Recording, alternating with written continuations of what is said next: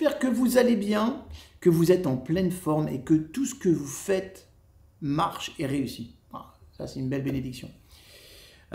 Pour ça, il faut avoir un cerveau performant. Et pour avoir un cerveau performant, il faut savoir le restaurer rapidement quand il a été surchargé. Je vous dis ça parce qu'on va parler de surcharge mentale. Nous vivons à une époque de ce que j'appelle moi le bruit informationnel. Ça veut dire qu'on doit souvent gérer plusieurs tâches en même temps. Et parfois, en raison du stress et de la surcharge, en fait, le cerveau, il se met en grève, tout simplement. Ça veut dire qu'on va faire plus souvent des erreurs, on va travailler plus lentement. Et moi, aujourd'hui, je voudrais vous proposer 2 méthodes pour restaurer rapidement vos performances cérébrales. Ça devrait pouvoir vous aider. Le subconscient, il traite les informations non pas sous forme de mots et de chiffres, mais sous forme d'images. Je répète, ça c'est très important. Le subconscient traite les informations non pas sous forme de mots et de chiffres, mais sous forme d'images. Ça veut dire que l'imagerie est directement liée au système nerveux, qui régule les fonctions corporelles de base, la fréquence cardiaque, la pression artérielle, la digestion. D'accord ? Plein d'autres choses encore, mais ce sont les plus importantes. Ça veut dire que les mécanismes de traitement des images mentales gèrent intelligemment notre vie. Et c'est ça qui assure la cohérence de nos actions. Je vais le dire différemment. Ce système relie notre monde intérieur au monde extérieur. Okay ? Et il y a 2 techniques pour vous aider à organiser vos pensées et à prendre là où les bonnes décisions. D'abord, parlons du choix.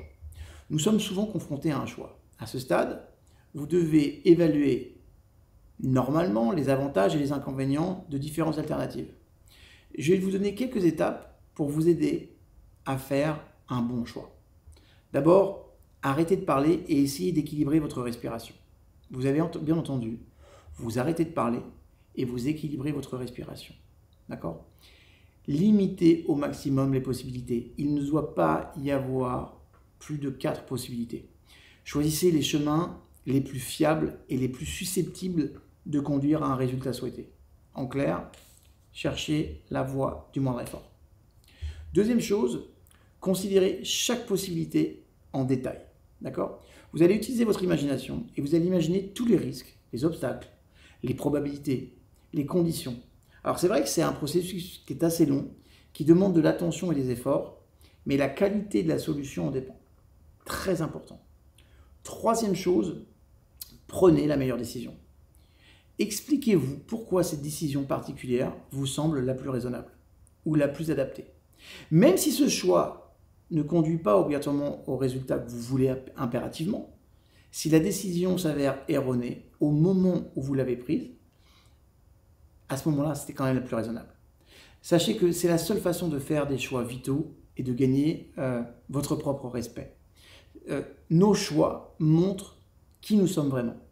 Et cette technique augmente la confiance en soi et nous apprend à remarquer et à apprécier les relations qui surviennent dans nos vies grâce à ces choix. Okay ? Donc, pour être plus performant, pour stopper un peu cette surcharge mentale, si vous avez des problèmes, on travaille sur la logique de choix. Après, on va aller au cœur des événements. Ça veut dire quoi ? Ça, c'est la deuxième approche. Cette technique, elle est efficace dans les situations stressantes de la vie de chacun, en famille, au travail, lors de compétitions sportives, je l'utilise avec mes sportifs, et ça va vous aider à rester calme et à surmonter la crise. D'abord, 1. Souvenez-vous que vous êtes confronté à un événement que vous ne pouvez pas du tout ou presque contrôler. D'accord ? Ça veut dire qu'on ne peut pas tout contrôler. Mais souvenez-vous que vous êtes confronté à un événement, ok ?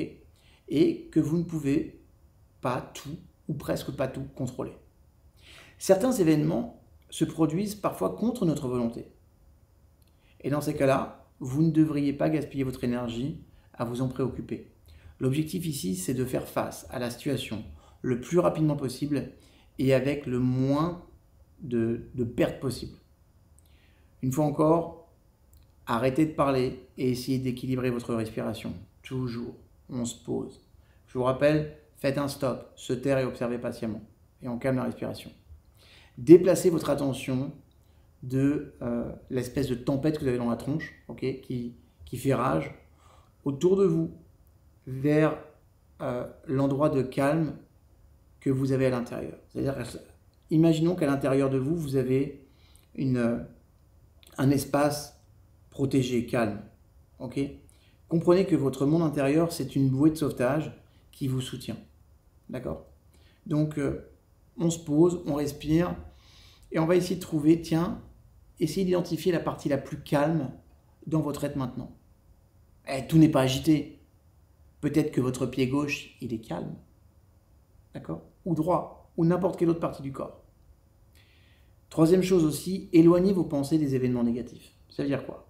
Concentrez-vous sur des actions positives que vous pouvez contrôler, okay, que vous pouvez assumer. Et vous verrez que grâce à une respiration calme, posée, vous prendrez progressivement le contrôle de la situation et c'est là où vous allez vous sentir responsabilisé. Il y a aussi un mantra qui va vous aider. Mon comportement est la seule chose que je peux contrôler. Ok? Et ce n'est pas du tout négligeable. Mon comportement est la seule chose que je peux contrôler. Et ce n'est pas du tout négligeable. Quatrième chose que je pourrais vous recommander, toujours pour essayer de calmer le flot des tempêtes, imaginez cette image, ok? Vous traversez la tempête et vous en sortez sain, concentré, sage, apaisé. En fait, cette technique aide à trouver un centre de calme et de discipline en vous. Et ça vous donne également confiance qu'à l'avenir, vous serez en mesure de relever adéquatement tous les défis. Donc, essayez ces petites techniques que je viens de vous donner là aujourd'hui. Ça peut paraître tout con, mais ça marche super bien. Rappelez-vous, quand c'est juste, c'est simple. Je vous aime. Donnez-moi les commentaires ce que vous avez pensé de cette vidéo et partagez avec moi vos ressentis. Ou même, si vous avez des techniques qui ressemblent à ce que je viens de faire là, partagez-les, ça peut être cool.